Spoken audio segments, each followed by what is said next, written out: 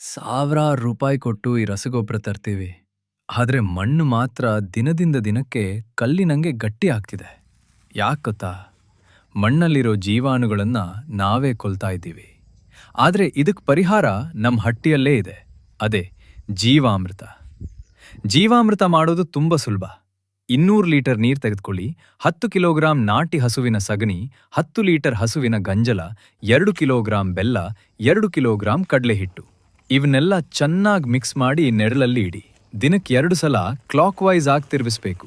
ಹೀಗೆ 7 ದಿನ ಇಟ್ರೆ ಮಣ್ಣನ್ನ ಬಂಗಾರ ಮಾಡೋ ಅಮೃತ ರೆಡಿ. ಒಂದು ಮುಖ್ಯ ವಿಷಯ ನೆನ್ಪಿಡಿ, ಜರ್ಸಿ ಹಸುವಿನ ಸಗಣಿ ಬೇಡ, ಬರೀ ನಾಟಿ ಹಸುವಿನ ಸಗಣಿ ಬಳಸಿ. ಸಗಣಿ ಬಳಸಿ. ಮತ್ತೆ ಜೀವಾಮೃತ ಹಾಕಿದ್ಮೇಲೆ ಗಿಡದ ಬುಡಕ್ಕೆ ಒಣಗಿದ ಕಸದ ಹೊದಿಕೆ ಇರ್ಲಿ.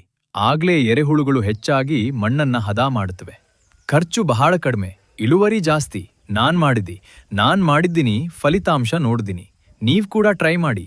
ಮಣ್ಣು ಉಳಿಸಿ, ದೇಶ ಬೆಳೆಸಿ. ಫಾಲೋ ಮಾಡಿ.